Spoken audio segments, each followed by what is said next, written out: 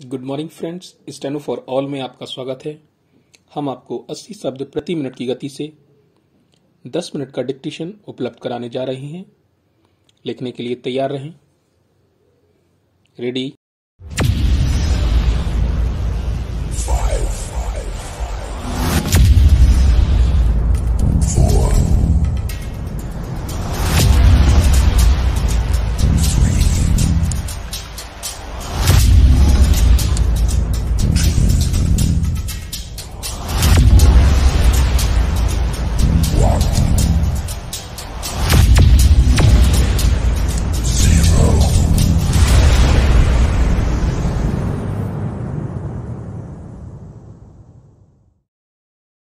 यदि एक ऐसे व्यक्ति का नाम पूछा जाए जिसने हॉकी के खेल में अपने करिश्माई प्रदर्शन से पूरी दुनिया को अचंभित कर खेलों के इतिहास में अपना नाम स्वर्ण अक्षरों में अंकित करवा लिया हो,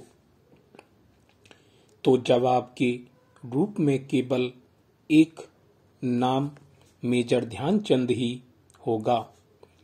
हॉकी के मैदान में जब वे खेलने उतरते थे तब एक ऐसा मायावी इंद्रजाल बुनते थे कि विरोधी टीम की हार सुनिश्चित लगने लगती थी। उनके बारे में यह कहा जाता है कि वे किसी भी कोण से गोल कर सकते थे। यही कारण है कि सेंटर फॉरवर्ड के रूप में उनकी तेजी और जबरदस्त फुर्ती को देखते हुए उनके जीवन काल में ही उन्हें हॉकी का जादूगर कहा जाने लगा था। हॉकी के ऐसे प्रतिभाशाली खिलाड़ी ध्यानचंद का जन्म 19 अगस्त 1905 को उत्तर प्रदेश के इलाहाबाद शहर में हुआ था। उनके पिता सोमेश्वर दत्त सिंह मूल रूप से पंजाब के निवासी थे और उस समय ब्रिटिश इंडियन आर्मी में सूबेदार के पद पर इलाहाबाद में तैनात थे। कुछ दिनों के बाद उनका स्थानांतरण झांसी में हो गया, इसलिए ध्यानचंद भी अपने पिता के साथ वहीं रहने चले आए। इनकी प्रारंभिक शिक्षा भी झांसी में ही हुई थी। अपने पिता के स्थानांतरणों से पढ़ाई के बाधित होने और हॉकी के प्रति अपनी दीवानगी के कारण वे केवल 6ठी कक्षा तक ही पढ़ाई कर सके।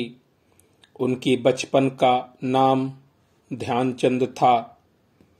वे बचपन में अपने मित्रों के साथ पेड़ की डाली से स्टिक और बेकार पड़े कपड़ों की गेंद बनाकर हॉकी खेला करते थे। एक बार की बात है कि वे अपने पिता के साथ एक हॉकी मैच देख रहे थे। इसमें एक पक्ष के खिलाफ विरोधी पक्ष ने लगातार कई गोल किए। कमजोर पक्ष की स्थिति देखकर ध्यानचंद ने अपने पिता से कहा कि यदि वे इस पक्ष की तरफ से खेलें तो परिणाम कुछ और ही होगा। वहीं पास में खड़ा आर्मी का एक अफसर उनकी बात सुन रहा था। उसने ध्यानचंद को कमजोर पक्ष की ओर से खेलने दिया और थोड़ी ही देर में विरोधी टीम के खिलाफ लगातार 4 गोल कर उन्होंने अपनी अद्भुत प्रतिभा का परिचय दिया। उस समय उनकी आयु मात्र 14 वर्ष थी। उनकी प्रतिभा से प्रभावित होकर कुछ समय बाद आर्मी के उस ऑफिसर ने उन्हें मात्र 16 वर्ष की आयु में इंडियन आर्मी में भर्ती कर लिया। इसके बाद हॉकी से उनका साथ किसी न किसी रूप में जीवन पर्यंत रहा। आर्मी में शामिल होने के बाद उनके ब्राह्मण रेजिमेंट के कोच भोले तिवारी इनके पहले कोच बने। इस ओलंपिक में भी भारतीय टीम को स्वर्ण पदक प्राप्त हुआ।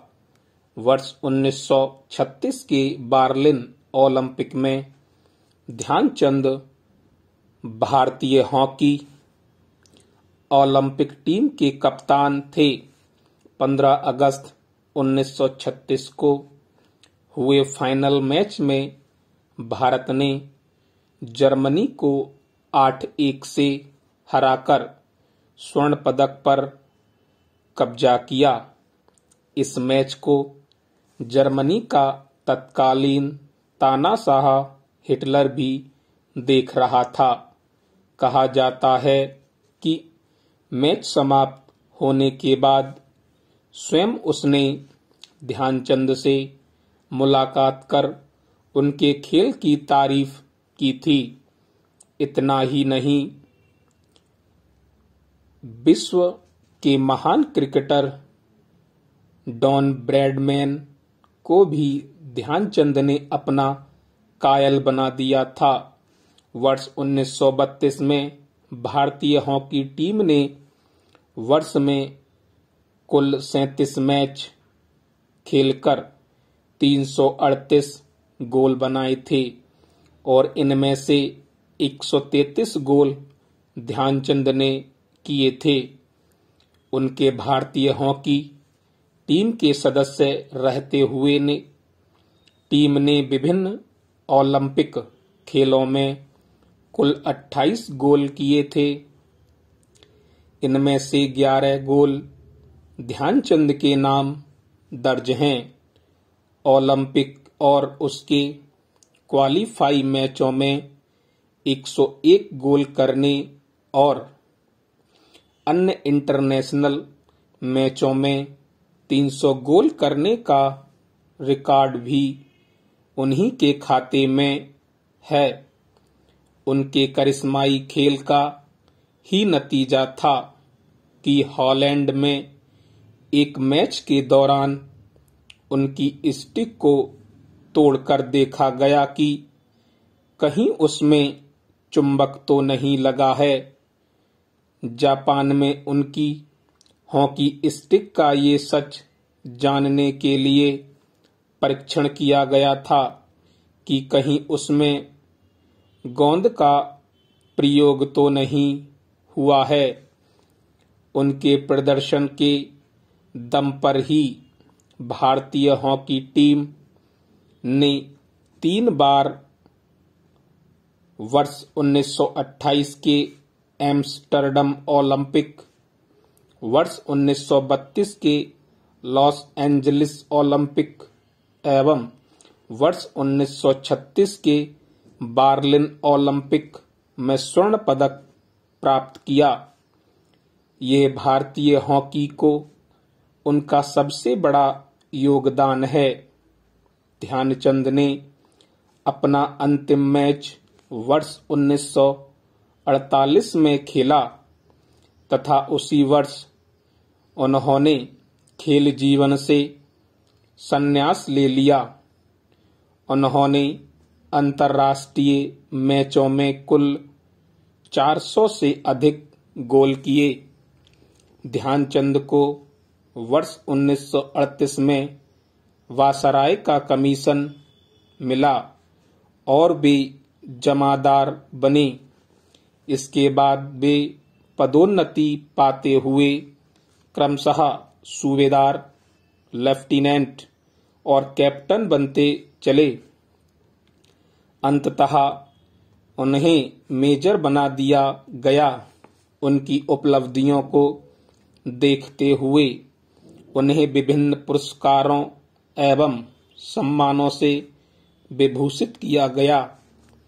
वर्ष 1956 में 51 वर्ष की उम्र में जब वे भारतीय सेना के मेजर पद से सेवानिवृत्त हुए तो उसी वर्ष भारत सरकार ने उन्हें पद्म भूषण से अलंकृत किया। उनके जन्मदिन 29 अगस्त को राष्ट्रीय खेल दिवस के रूप में मनाने की घोषणा हुई। खेल से संबंधित अर्जुन पुरस्कार, राजीव गांधी खेल रत्न अवार्ड और गुरु द्रोणाचार्य अवार्ड हर वर्ष इसी दिन प्रदान किए जाते हैं। स्टॉप।